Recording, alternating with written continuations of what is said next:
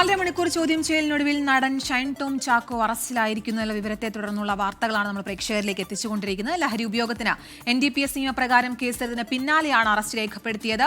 ഇപ്പോൾ ഷൈൻ ടോം ചാക്കോയെ വൈദ്യപരിശോധനയ്ക്കായി എറണാകുളം ജില്ലാ ആശുപത്രിയിൽ പ്രവേശിപ്പിച്ചിരിക്കുകയാണ്. ഏതാണ്ട് അരമണിക്കൂർ വൈദ്യപരിശോധന ഇപ്പോൾ പിന്നിട്ടിരിക്കുന്നു. അതിന്റെ വിവരങ്ങളാണ് നേരത്തെ YS അഭിനന്ദ നൽകിക്കൊണ്ടിരുന്നത്. എന്തായാലും ഡ്രഗ് ഡീലറായ സജീറുമായുള്ള ഇടപാടിനെ ഉള്ള തെളിവാണ് ഇപ്പോൾ ഷൈൻ ടോം ചാക്കോയ്ക്ക് തിരിച്ചടിയായി. സജീറുമായുള്ള ഫോൺ രേഖകൾ, സജീറിന് പണം അയച്ചു കൊടുത്ത രേഖകളൊക്കെ പോലീസിന് ലഭിച്ചിട്ടുണ്ടായിരുന്നു. അതിന് പിന്നാലെയാണ് ഇപ്പോൾ അറസ്റ്റ് രേഖപ്പെടുത്തിയിരിക്കുന്നത്. NDPS 27, 29 വകുപ്പുകൾ ചുമത്തിയാണ്, അതായത് ലഹരി ഉപയോഗം, പ്രേരണ തുടങ്ങിയവ ചുമത്തിയാണ് ഇപ്പോൾ ഷൈൻ ടോം ചാക്കോയ്ക്കെതിരെ കേസെടുത്തിരിക്കുന്നത്. വിഷ്ണു സുരേഷ് ഉണ്ട് കൂടുതൽ വിശദാംശങ്ങളുമായി. വിഷ്ണു, ഈ ഡാൻസ് ഓഫ് പരിശോധനയ്ക്കിടെ സജീറിനെ തേടിയെത്തിയ ഡാൻസ് ഓഫ് സംഘത്തിന് മുന്നിൽ ഷൈൻ ടോം ചാക്കോ അകപ്പെടുന്നു. പിന്നീട് ഷൈൻ ടോം ചാക്കോ പറയുന്നതനുസരിച്ച് തന്റെ ശത്രുക്കളാണെന്ന് കരുതി അവിടെ നിന്ന് ഓടി രക്ഷപ്പെടുന്നു എന്നുള്ള പ്രതികരണങ്ങളാണ് നേരത്തെ വന്നിരുന്നത്.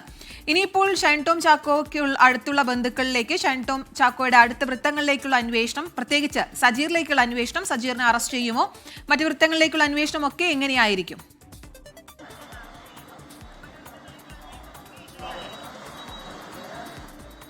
ഇനി ഈ കേസുമായി ബന്ധപ്പെട്ട ഏറ്റവും നിർണായകമായ നടപടി സജീറിലേക്ക് എത്തുക എന്നുള്ളതാണ്. സജീറുമായുള്ള ബന്ധമാണ് ഷൈൻ ടോം ചാക്കോയുടെ അറസ്റ്റിലേക്ക് നയിച്ചതെന്ന് നമ്മൾ മനസ്സിലാക്കുന്നു. പക്ഷേ പോലീസ് അത് ഔദ്യോഗികമായി സ്ഥിരീകരിച്ചിട്ടില്ല. ACP അടക്കമുള്ള ആളുകളോട് ചോദിക്കുമ്പോൾ മതിയായ തെളിവുകൾ ഞങ്ങളുടെ പക്കലുണ്ട്, ആ ഒരു പശ്ചാത്തലത്തിൽ കേസെടുത്ത് അറസ്റ്റ് രേഖപ്പെടുത്തി എന്ന മറുപടിയാണ് നൽകിയത്.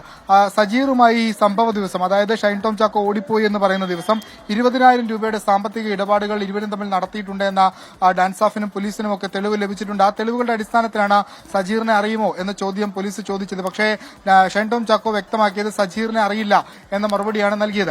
എന്നാൽ ഈ തെളിവ് നിരത്തി ചോദിച്ച ഘട്ടത്തിൽ അയാൾ സമ്മതിക്കുകയായിരുന്നു സജീറിനെ പരിചയമുണ്ട് എന്ന്. അതോടൊപ്പം തന്നെ ലഹരി ഉപയോഗവുമായി ബന്ധപ്പെട്ട ചോദ്യത്തിനും ഏറ്റവും അവസാനം ഷൈൻ ടോം ചാക്കോ സമ്മതിക്കുകയായിരുന്നു, താൻ ലഹരി ഉപയോഗിക്കാറുണ്ട് എന്ന കാര്യം സമ്മതിച്ചിരുന്നു.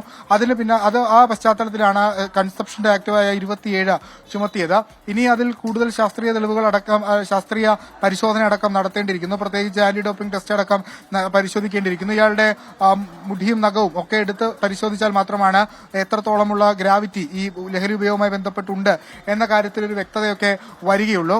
നിലവിൽ പോലീസ് അടുത്ത നടപടിയായി സ്വീകരിക്കുക സജീറിനെ അറസ്റ്റ് ചെയ്യുക എന്നുള്ളതാണ്. എറണാകുളത്തെ ഏറ്റവും പ്രധാനപ്പെട്ട ഡ്രഗ് ഡീലറാണ് സജീർ എന്ന് ഡാൻസ് ഓഫ് വിലയിരുത്തുന്നുണ്ട്. അന്ന് രാത്രി തന്നെ സജീറിനെ അറസ്റ്റ് ചെയ്യാൻ പറ്റും എന്നൊരു നീക്കത്തിലായിരുന്നു ഡാൻസ് ഓഫ് ഈ വേദാന്ത ഹോട്ടലിലേക്ക് എത്തിയത്. പക്ഷേ അവിടെ വെച്ച് ഇത് ലൊക്കേഷൻ തീർന്നു പോവുകയും പിന്നീട് ഇയാൾ ഇതിനകത്ത്, അതായത് ഈ ഷൈൻ ടോം ചാക്കോയുടെ മുറിയിൽ ഉണ്ടാകുമെന്ന് വിശ്വസിച്ച് അകത്തേക്ക് കയറാൻ ശ്രമിക്കുന്നതിനിടയിലാണ് ഷൈൻ ടോം ചാക്കോ അവിടെ നിന്ന് ഓടിപ്പോയത്. അപ്പോൾ സജീർ ഒരു ബിഗ് ഷോട്ടാണ് ലഹരിയുമായി ബന്ധപ്പെട്ട് കൊച്ചിയിൽ. അയാളെ പിടികൂടി കഴിഞ്ഞാൽ സിനിമാ മേഖലയിലെ മറ്റ് ലഹരി മാഫിയ കണ്ണികളിലേക്കൊക്കെ എത്താനാകുമെന്നൊരു പ്രതീക്ഷ പോലീസ് പങ്കുവെക്കുന്നുണ്ട്. അതിന് മുന്നോടിയായാണ് ഈ കേസ് രജിസ്റ്റർ ചെയ്തിരിക്കുന്നത്.